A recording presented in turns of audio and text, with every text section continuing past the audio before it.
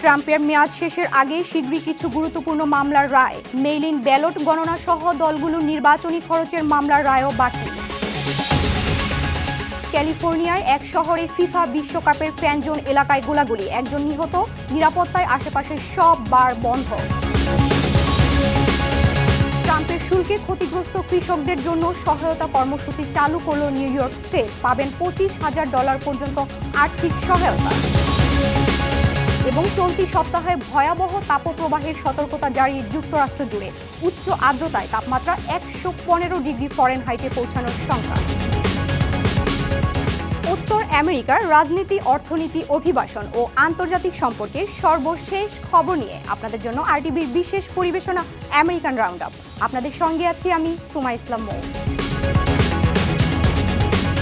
মেয়াদ শেষ হওয়ার আগে বেশ কিছু গুরুত্বপূর্ণ মামলার চূড়ান্ত রায় দিতে চলেছে মার্কিন সুপ্রিম কোর্ট। 6-3 ব্যবধানে রক্ষণশীল সংখ্যা গরিষ্ঠতার এই আদালতে ঝুলে থাকা মামলার মধ্যে অন্যতম হল প্রেসিডেন্ট ডোনাল্ড ট্রাম্প কর্তৃক কেন্দ্রীয় ব্যাংক, ফেডারেল রিজার্ভ এবং ফেডারেল ট্রেড কমিশনের কর্মকর্তাদের বরখাস্ত করার সিদ্ধান্ত এবং জন্মসূত্রে নাগরিকত্ব সীমিত করার নির্বাহী আদেশ।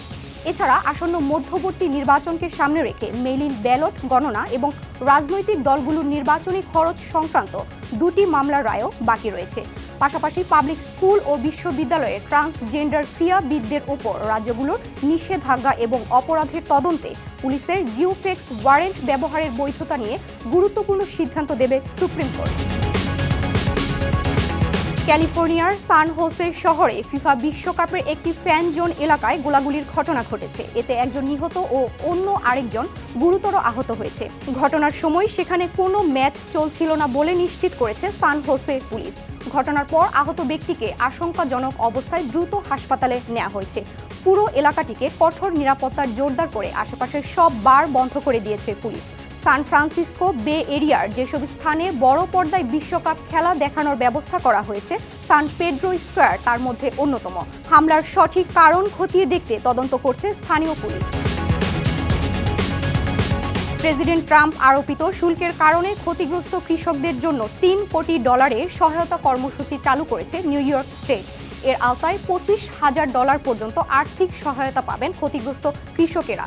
সোমবার নিউ ইয়র্কের গভর্নর ক্যাথি হোকুল এই তথ্য জানায়। তিনি ট্রাম্প প্রশাসনের শুল্ক নীতিকে ক্ষতিকর আখ্যা দিয়ে বলেন, এই কর্মসূচির মাধ্যমে ডেইরি, গবাদি পশু ও মৎস্য চাষিরা সরাসরি $1,000 থেকে $25,000 পর্যন্ত অনুদান পাবেন। ট্রাম্পের বৈশ্বিক 10% শুল্কের জবাবে চীন মার্কিন সয়াবিন রপ্তানিতে পাল্টা শুল্ক আরোপ করায় নিউ ইয়র্কের কৃষকেরা বছরে গড়ে $20,000 বাড়তি খরচের মুখে পড়েছেন। এদিকে ইরানের সঙ্গে যুদ্ধের পর জ্বালানি ও সারের চড়া মূল্যের কারণে ট্রাম্প প্রশাসনও কৃষকদের জন্য বাড়তি $11 বিলিয়ন সহায়তা চেয়েছে।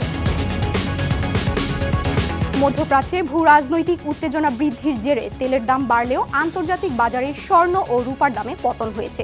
যুক্তরাষ্ট্রের কেন্দ্রীয় ব্যাংক, ফেডারেল রিজার্ভের সম্ভাব্য সুদ হার বৃদ্ধি নিয়ে বিনিয়োগকারীদের উদ্বেগ মূল্যবান ধাতুর বাজারে এই চাপ সৃষ্টি করেছে।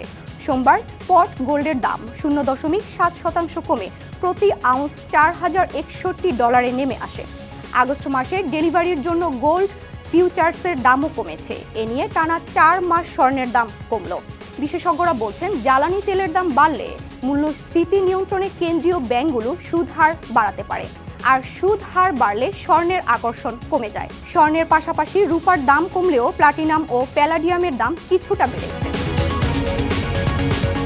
ইরানের বিরুদ্ধে সামরিক অভিযান চালিয়েও যুক্তরাষ্ট্র কোনো কৌশলগত লক্ষ্য অর্জন করতে পারেনি বলে দাবি করেছেন নিউ জার্সির গভর্নর মাইকি শেরিল।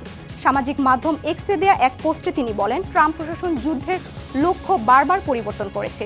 কখনো ইরানের ক্ষেপণাস্ত্র কর্মসূচি, কখনো পারমাণবিক কর্মসূচি, আবার কখনো সরকার পরিবর্তনের কথা বলেছে। তবে ঘোষিত কোনো লক্ষ্যই এখন অবধি অর্জিত হয়নি বলে দাবি তার। এই যুদ্ধ যুক্তরাষ্ট্রকে কতটা নিরাপদ করেছে তা নিয়েও প্রশ্ন তুলেছেন শেরিল। যুক্তরাষ্ট্র জুড়ে চলতি সপ্তাহে ভয়াবহ তাপপ্রবাহের সতর্কতা জারি করেছে দেশটির আবহাওয়া বিভাগ। স্বাধীনতা দিবসের ছুটির আগে New York, Washington DC, Chicago, Philadelphia ও ডালাস সহ অনেক শহরে তাপমাত্রার রেকর্ড ছুঁতে পারে। উচ্চ আর্দ্রতার কারণে অনেক জায়গায় অনুভূত তাপমাত্রা 115 ডিগ্রি ফরেনহাইট অবধি পৌঁছানোর আশঙ্কা রয়েছে। আবহাওয়াবিদরা বলছেন এটি চলতি গ্রীষ্মের প্রথম তাপপ্রবাহ, তাই প্রচণ্ড গরমে বাসিন্দাদের অপ্রয়োজনে বাইরে না যাওয়ার পরামর্শ দেওয়া হয়েছে। পাশাপাশি প্রচুর পানি পান করা এবং শীতাতপ নিয়ন্ত্রিত স্থানে থাকতে বলা হয়েছে। অতিরিক্ত গরমে অসুস্থ হওয়ার ঝুঁকি থাকায় সবাইকে সতর্ক থাকার আহ্বান জানিয়েছে কর্তৃপক্ষ। যুক্তরাষ্ট্রের ইউটা ও কলোরাডো সীমান্তে এক ভয়াবহ দাবানলে 3 দমকল কর্মী নিহত হয়েছেন। গত শনিবার আগুন নেভানোর সময় এই দুর্ঘটনা ঘটে। এতে আগুনে পুড়ে আহত হয়েছেন আরও 2 দমকল কর্মী। তাদের হাসপাতালে চিকিৎসা দেওয়া হচ্ছে। স্নাইডার ফায়ার নামের এই দাবানলটি ইউটা রাজ্যে শুরু হয়ে কলোরাডোতে ছড়িয়ে পড়ে। আগুন নিয়ন্ত্রণে আনতে কলোরাডোর গভর্নর জ্যারেড পলিস ইতিমধ্যে জরুরি অবস্থা ঘোষণা করেছেন। দাবানলটি এখন পর্যন্ত প্রায় 28,000 একর এলাকা পুড়িয়ে ছাই করে দিয়েছে। আগুন এখনও পুরোপুরি নিয়ন্ত্রণে আসেনি। এর ফলে ওই এলাকায় ছোট ছোট গ্রাম ও শহরের মানুষকে নিরাপদ স্থানে সরে যাওয়ার সতর্কতা দেওয়া হয়েছে। যুক্তরাষ্ট্রের নিউ ইয়র্ক স্টেটের ম্যানহাটনে জমির দাম কমেছে। গত বছর বাড়ি বিক্রি করে অন্যান্য বাড়ির মালিক লাভবান হলেও ব্যতিক্রম ছিল ম্যানহাটন। নতুন এক প্রতিবেদনে বলা হয়েছে শহরের 5টি বাড়ির মধ্যে শুধু ম্যানহাটনেই বাড়ি বিক্রি করে গড়ে $25,000 লোকসান হয়েছে।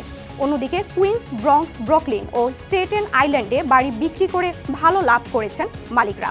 বিশেষজ্ঞদের মতে কয়েক বছর আগেও বিলাসবহুল অ্যাপার্টমেন্টের দাম এখন আর আগের মতো নেই। তাই অনেক মালিক কম দামে বাড়ি বিক্রি করতে বাধ্য হচ্ছেন। তবে ব্রুকলিন ও স্টেটেন আইল্যান্ডে বাড়ির চাহিদা ভালো থাকায় সেখানে বাড়ি বিক্রেতারা ভালো মুনাফা পাচ্ছেন।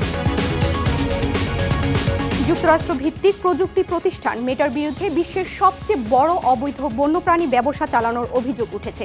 পরিবেশ সংরক্ষণ বিষয়ক একাধিক আন্তর্জাতিক সংস্থা ও এনজিও এক প্রতিবেদনে যৌথভাবে এমন দাবি করা হয়েছে। প্রতিবেদনে বলা হয় গত 2 বছরে ফেসবুক ও ইনস্টাগ্রামে 2,60,000-এর বেশি বন্যপ্রাণীর বিজ্ঞাপন দেখা গেছে। সেখানে শিম্পাঞ্জি, গন্ডারের শিং এবং বিপন্ন বনরুই প্রকাশ্যে বিক্রি হচ্ছে। অভিযোগ আছে মেটার অ্যালগোরিদম ও সাবস্ক্রিপশন ব্যবস্থা এই ব্যবসাকে আরও বাড়িয়ে দিচ্ছে। কেউ একবার এই ধরনের পোস্ট দেখলে ফেসবুকের অ্যালগোরিদম তাকে বারবার একই বিজ্ঞাপন দেখায়। 20,000-এরও বেশি বিজ্ঞাপন রিপোর্ট করার পরও এগুলো বন্ধ করেনি মেটা। পরিবেশবাদীদের মতে মেটার এই পরোক্ষ মুনাফা অর্জন বন্ধ না হলে বন্যপ্রাণীর পাচার রোধ করা সম্ভব হবে না। এই পর্যন্তই আমেরিকান রাউন্ড আপ। উত্তর আমেরিকার গুরুত্বপূর্ণ সব আপডেট পেতে আরটিভির সাথেই থাকুন। মতামত জানান আরটিভির সামাজিক যোগাযোগ মাধ্যমে। সবাই ভালো থাকুন।